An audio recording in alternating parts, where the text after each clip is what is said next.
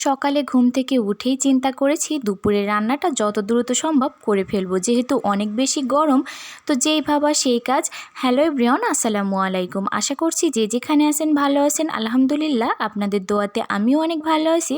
তো সকালে ঘুম থেকে উঠেই এই যে আমি আমার জন্য একটু মগ ভর্তি করে মশলা চা বানিয়ে নিয়েছিলাম। আমি এই যে চাটা খেলে একটু বেশি করেই খাই। তো আমি এই যে চাটা বানিয়ে খেয়ে নিয়েছিলাম, তারপরে সাবিত বাবুকে ঘুম পাড়িয়ে দিলাম। ঘুম পাড়িয়ে আমি এই যে রান্নাঘরে চলে আসি, তো বাইরে দেখি এত পরিমাণে রোদ, এত সকাল সকাল এমন রোদ উঠেছে, তাহলে একটু পরে না জানি কি হবে। তো যাই হোক, আমি এই যে রান্নাটা শুরু করে দিয়েছি। আজকে আমি দুপুরে মিষ্টি কুমড়ো দিয়ে ইলিশ মাছ রান্না করব আর দেশি মুরগির মাংস রান্না করব। তো আমি এই যে আগে মাছটা ভালো করে কষিয়ে নিব, তার জন্য মশলার ভিতরে দিয়ে নেড়ে চেড়ে অল্প করে পানি দিয়ে আমি ঢাকনা দিয়ে 3 থেকে 4 মিনিট মতো রান্না করেছিলাম। তো মাছটা ভালো করে কষানো হয়ে গিয়েছে, আমি এখন মশলার থেকে মাছটা তুলে নিব। আমি এখন ওই মশলার ভেতরেই মিষ্টি কুমড়াগুলা দিয়ে মশলার সঙ্গে একটু নেড়ে চেড়ে ভালো করে কষিয়ে নিব। আমি মিষ্টি কুমড়া সবসময় এইভাবেই রান্না করে থাকি, আর ইলিশ মাছ দিয়ে মিষ্টি কুমড়া রান্না করলে তো খেতে খুবই বেশি মজা লাগে। আমি এর ভেতরে অল্প করে পানি দিয়ে দিয়েছি, একটু নেড়ে চেড়ে এখন এই যে ঢাকনা দিয়ে রান্না করব। মিষ্টি কুমড়াটা কিন্তু খুবই ভালোভাবে সিদ্ধ হয়ে গিয়েছে। আমি এখন এর ভেতরে পরিমাণ মতো ঝোলের পানি অ্যাড করে দিয়েছি। মিষ্টি কুমড়াতে কিন্তু একটু ঝোলের পানি বেশি করে দিতে হয়। তো আমি এই যে মাছগুলো দিয়ে দিয়েছি, এখন আমি আবারও একটু নেড়ে চেড়ে ঢাকনা দিয়ে রান্না করব। তো এই যে আমি 3 থেকে 4 মিনিট মতো রান্না করেছিলাম, আমার রান্নাটা কিন্তু হয়ে গিয়েছে। জাস্ট কালারটা দেখেন কতটা লোভনীয় লাগছে, আর খেতেও মাশাআল্লাহ অনেক বেশি মজা হয়েছিল।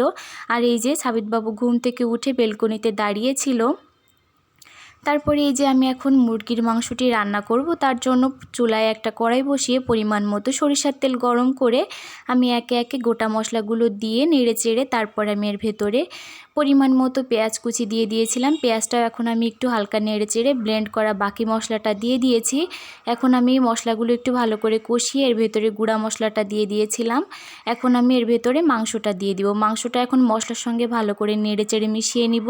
আমি এই পর্যায়ে চুলার আঁচটা মিডিয়ামে রেখে মুরগির মাংসটা একটু সময় নিয়ে ভালো করে কষিয়ে নিব। দেশি মুরগির মাংস কিন্তু যত ভালোভাবে কষানো যায় খেতে তত বেশি মজা লাগে।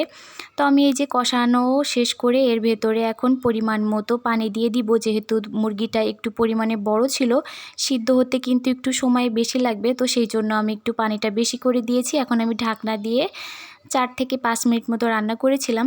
তো পানিটা অনেকটাই শুকিয়ে গিয়েছে, এখন আমি নেড়ে চেড়ে বাকি পানিটাও ভালোভাবে শুকিয়ে নিব।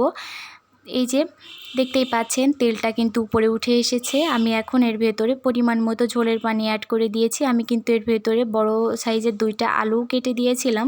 তো আমি এই যে নেড়ে চেড়ে আবারও ঢাকনা দিয়ে 4 থেকে 5 মিনিট মতো রান্না করেছি। দেখতেই পাচ্ছেন ঝোলটা কিন্তু অনেকটাই ঘন হয়ে গিয়েছে। এখন আমি এর ভেতরে ভেজে রাখা গরম মশলার গুঁড়া দিয়ে দিব। তো রান্না হতে হতেই সাবিদের পাপা খেয়ে নিয়েছিল, তো আর ভিডিও করা হয়নি। তো আবার হঠাৎ করেই মনে পড়লো যে আমি তো কোনো ভিডিও ক্লিপ নেইনি, তো যেটাই ছিল সেটাই আপনাদের সঙ্গে শেয়ার করছি। এটাই হচ্ছে মুরগির মাংসের ফাইনাল লুক। খেতে মাশাআল্লাহ অনেক বেশি মজা হয়েছিল।